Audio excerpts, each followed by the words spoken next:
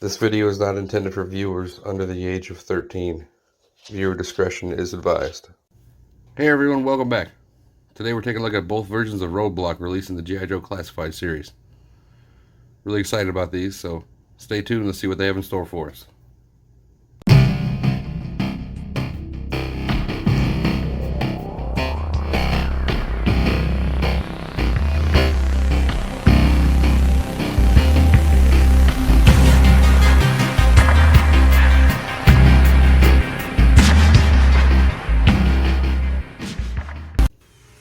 First, as always, let's start off with accessories.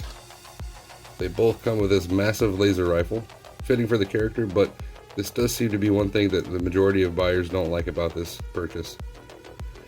They feel that it should have been more in the 80s style rather than futuristic laser rifles, but let's be honest, they were shooting laser rifles way back in the 80s during the cartoon. Done really well. The original release was given this silver version, painted all silver with blue and red accents throughout. It is just painted clear plastic, as you can see on the end here, giving it the look of as though it's super high tech, getting ready to blast off some serious plasma rounds. Detailed really nicely in my opinion. See, we got some battle damage here along the casing. Can't really complain too much about it except for the futuristic look. But to be honest, they somewhat kept true to the character. This is the rifle included with the 1986 version. So size, color, really, they somewhat did pay an homage to that original version. Can't complain. The Cobra Island version came with the same gun, just done in black. No red accents, but the blue is still there. No transparent blue on the front, but it is painted black. And I do like the Tampo paint here, the stencil broiler. So Roadblock definitely did give his gun a name, which is pretty cool. Nice touch of detail. Still get the same battle damage. Overall, I think these are some nicely done rifles. And as you can see, they can both hold that rifle just fine. Multiple grip locations allow for different posability options. Really well done. The original release did come with this dagger. Nicely detailed in the same silver as the rifle. Got a very miniature serrated edge, as well as some nice detail along the grip of the hilt. Overall, nicely detailed piece. And that will store and lock into place in the sheath on his vest. And he can also hold it nicely. The Cobra Island version does come with this pair of sunglasses. Very small, so small I almost missed them in the package, but nicely painted, and they do hold securely on his head. And he does have holes just above the ear on this side, and on the comm link on this side that allow it to stay, the glasses to stay in place almost perfectly. Very stable, not loose at all. And for those that are wondering, yes, it does secure nicely on the original version as well, just resting right on the tips of the ears. Nicely done in my opinion. Let's get in on some detail here. Face is nicely painted, although my eyebrows and beard are a little bit shiny for some reason, but I can look past that. Painted eyes, nicely detailed. Coming down to the vest, you got blue, gold, and red and white, all painted on the vest here itself. Extended all the way to the back. Gray is painted. Done really well. And this does have a very similar resemblance to the 1986 version. So I cannot complain at all. This is always one of my favorite characters, favorite toys growing up. And I do love how they tried to keep it true. You've got the nicely done lion tattoo on the arm, worked into the bicep swivel. Painted gloves on the hands, red and gray. I do wish that piece there was painted to match, but minor detail. No paint on the legs from what I can tell. It might be painted, but to me it just looks like an olive drab colored plastic.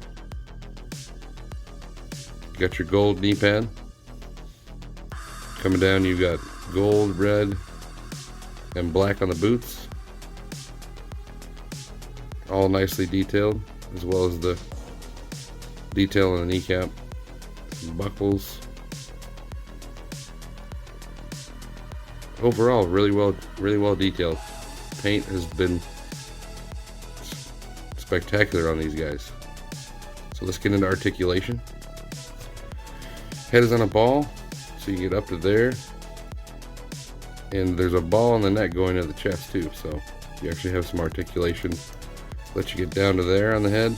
So lots of movement.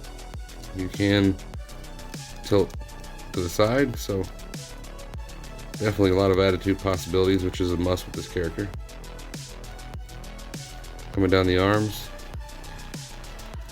Shoulders can go out to there. They do go full 360, and there's a nice butterfly built into the chest. Gives you a lot more range of motion, which is necessary for the size of the guns that this guy has. You got upper bicep rotation.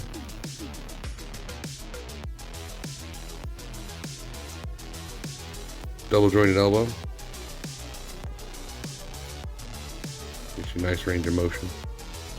Hands have the ability to swivel and also pivot, which is also necessary for the rifle. He does have an ab crunch, although it is limited due to the vest. I have two of these. I may actually take this vest off. See what possibilities are there as far as customization. But it is the present. Ball going into the waist, so you do get side to side and back and forth there as well.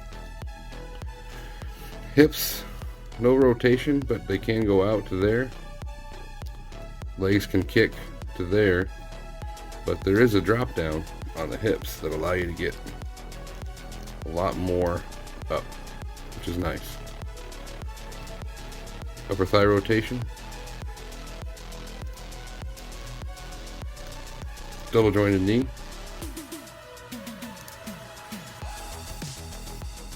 You got a boot cut for swivel. And then feet can go up and down, as well as side to side a little bit, but there is a nice rocker tilt. So overall, very well detailed character. Articulation is really good. Really well done. Appears as though Hasbro has learned from what they've done in the Legends line and the Black Series line, applied it to these characters, and improved on it. So, no complaints at all.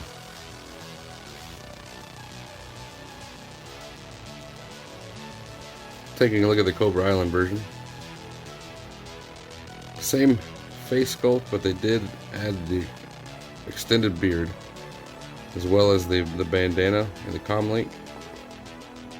All painted black. Nicely done. Silver there on the comm link. You do get the same rotation up and down, side to side, although going down into the chest is a bit harder with this one. Quite a bit stiffer, but it is still there. Same butterfly, same tattoo. All the articulation is pretty much the same, with the exception of the ab crunch, which is much more accessible since the vest isn't there. Paint apps on the chest. Love the black and white digital camo, the star coming across the chest. Carries over to the back.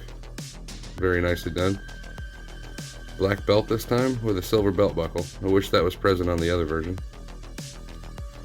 On this arm, he has a forearm guard, and I'm guessing that's possibly supposed to be a clip for the rifle, but it's a little too narrow. Otherwise, possibly a communication device. I don't know. Tell me what you think in the comments.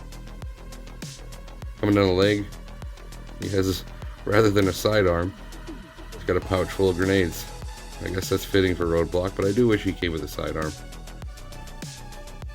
And that's on, but you can move it around to where you want it. The knee pad is painted black in this version instead of gold, which is nice. Same with the boots. Instead of gold and red, you get all black. But articulation is the same. Really, really well done. I didn't think I'd like him at first, but this is the kind of character where you just gotta play with him all the time. Definitely a fan myself, to be honest. But really well done. The nice thing about the 1/12 scale characters, even across lines, accessories are almost universal. This is the pistol from the 80th anniversary Deadpool Marvel Legends character, and to be honest, I think I'm going to leave this with him. It looks perfect in my opinion. So looks like Roadblock got himself a new gun.